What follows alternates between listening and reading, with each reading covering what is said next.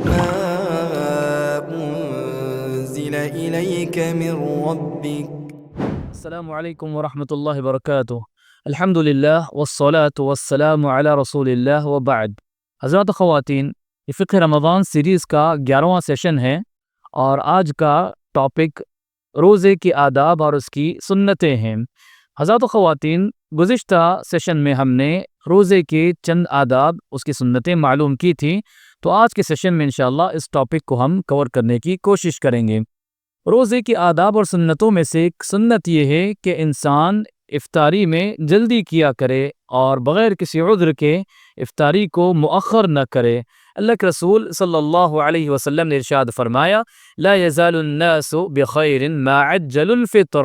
اللہ کے رسول صلی اللہ علیہ وسلم کا فرمان ہے، لوگ برابر خیر پر رہیں گے جب وہ افطاری جلدی کیا کریں گے۔ جلدی کا مطلب یہ کہ جیسے ہی سورج غروب ہو جائے اور اسے پتہ چلے یا صحیح ٹائم کے مطابق اسے اندازہ ہو کہ سورج غروب ہو چکا ہے، تو پھر اسے افطاری کر لینی چاہیے، اور افطاری کے معاملے میں لیٹ نہیں کرنا چاہیے۔ افطاری کے معاملے میں سستی، کاہلی یا کسی کام میں بیزی ہو کر افطاری کو مؤخر نہیں کرنا چاہیے۔ جیسے افطاری کا وقت داخل ہو جائے تو اول وقت میں ایک مسلمان کو افطاری کر لینی چاہیے، اس کے ذریعے سے بڑی خیر و برکت حاصل ہوگی، جیسے کہ اللہ کے رسول صلی اللہ علیہ وسلم نے اس بات کی طرف ہماری رہنمائی کی ہے۔ اسی طرح روزے کی سنتوں میں سے ایک سنت یہ ہے کہ روزہ افطار کرتے وقت انسان تازہ کھجوروں کے ذریعے روزہ افطار کرے۔ اگر تازہ کھجور اسے نہ ملیں تو پھر انسان جو عام کھجور ہے اس کے ذریعے روزہ افطار کرے۔ اگر وہ بھی نہ ملے تو کچھ پانی کے گھونٹ پی کر انسان اپنے روزے کو افطار کرے، جیسے کہ اللہ کے رسول صلی اللہ علیہ وسلم کی سنت ہے کہ اللہ کے رسول صلی اللہ علیہ وسلم تازہ کھجوروں سے روزہ افطار کیا کرتے۔ اگر تازہ کھجور میسر نہ ہوتے تو جو کھجور ملتے اس سے افطاری کیا کرتے تھے۔ اگر وہ بھی نہ ملتے تو اللہ کے رسول صلی اللہ علیہ وسلم پانی کے چند گھونٹ پی لیا کرتے تھے۔ اگر یہ بھی چیز ہمیں میسر نہ ہو، انسان مثلا کسی سفر پر ہو، کسی ایسی جگہ ہو جہاں پر کھانے پینے کی کوئی چیز اس کے پاس موجود نہ ہو اور افطاری کا وقت ہو چلا ہو، تو ایسے وقت میں تاخیر نہیں کرنی چاہیے۔ اسے اپنے دل سے روزہ ختم کرنے کی نیت کرنی چاہیے، اسے اپنے دل میں افطاری کی نیت کر لینی چاہیے۔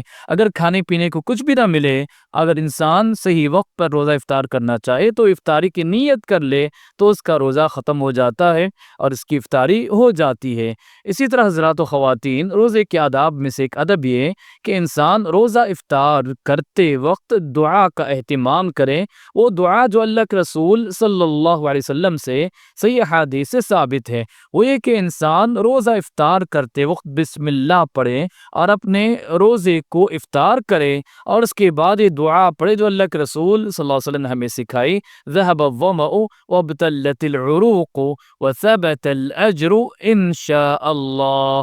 اسی طرح حضرات و خواتین، روزے کے آداب میں سے ایک ادب یہ بھی ہے کہ روزے کی حالت میں انسان کو کثرت سے دعاؤں کا اہتمام کرنا چاہیے۔ دعا بڑی اہم چیز ہے، اور رمضان اور دعا کا بھی بڑا گہرا تعلق ہے۔ اللہ سبحانہ تعالیٰ نے قرآن کریم میں سورہ بقرہ میں جہاں رمضان کے احکام و مسائل بیان کیے، وہیں اللہ سبحانہ تعالیٰ نے اسی کے دوران دعا کا بھی ذکر کیا۔ اسے پتہ چلتا ہے کہ روزے رمضان اور دعا کا بڑا گہرا تعلق ہے، اور اللہ کے رسول صلی اللہ علیہ وسلم نے ارشاد فرمایا، ثلاثة لا ترد دعوتهم، تین لوگ ایسے ہیں جن کی دعائیں ریجیکٹ نہیں ہوتی ہیں۔ تو اللہ کے رسول صلی اللہ علیہ وسلم نے نمبر 1 سب سے پہلے ارشاد فرمایا، الصائم حتی یفطر، روزے دار جب تک وہ افطار نہ کرے، جب تک روزے کی حالت میں ہو تو انسان کی دعائیں قبول ہوتی ہیں، روزے دار کی دعائیں قبول ہوتی ہیں۔ تو روزے دار کو چاہیے کہ روزے کے ابتدائی وقت میں ہو،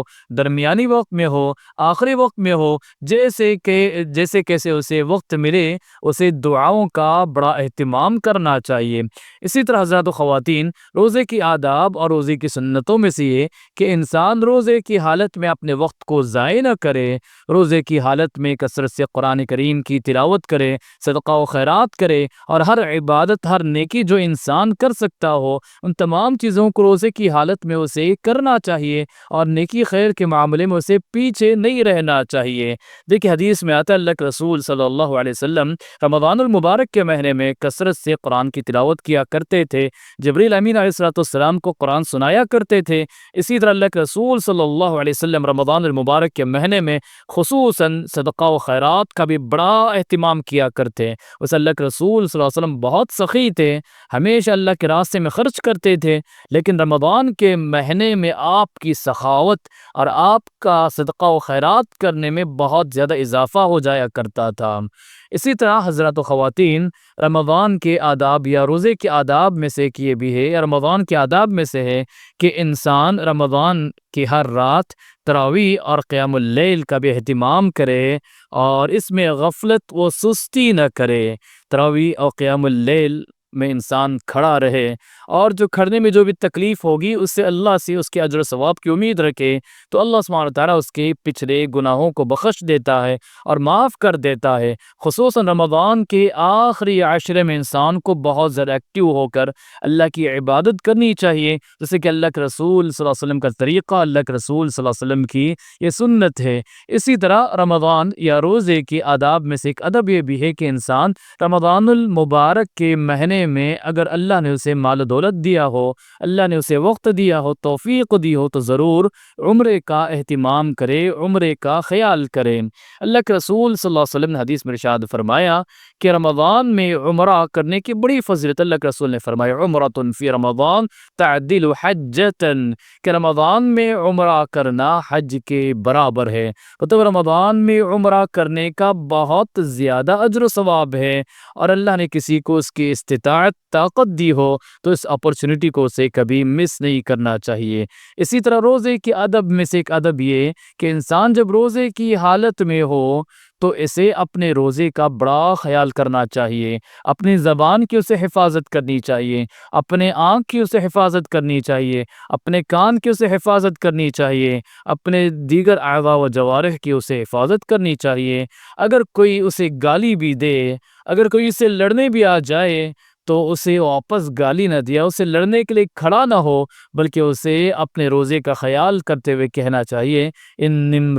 امرؤ صائم، کہ میں روزے دار ہوں، میں روزے سے ہوں۔ تو یہ چیز بڑی اہم ہے، اس کا خیال کرنا چاہیے۔ آج افسوس کی بات یہ کہ آج مسلمان روزے کی حالت میں اپنی زبان کی نہ حفاظت کرتے ہیں، نہ اپنے آنکھ نہ کان کی حفاظت کرتے ہیں، اگر موقع ملے تو برابر کی گالیاں بھی بکنے میں پیچھے نہیں ہٹتے، اگر غصہ زیادہ ہو جائے تو لڑائی جھگڑے سے پیچھے نہیں ہٹتے، جبکہ اللہ کے رسول صلی اللہ علیہ وسلم کی سنت اور ادب یہ، اللہ کے رسول صلی اللہ علیہ وسلم نے فرمایا اذا كان یوم صوم احدکم فلا یرفث ولا یصخب، اگر تم میں سے جب کسی کے روزے کا دن ہو تو وہ گندی باتیں نہ کرے، فحش باتیں نہ کرے، اور چیخ و پکار نہ کرے۔ فإن سابه احد او قاتله، اگر کوئی اسے گالی دے یا کوئی لڑنے کے لیے آ جائے تو وہ کہے انی امرؤ صائم،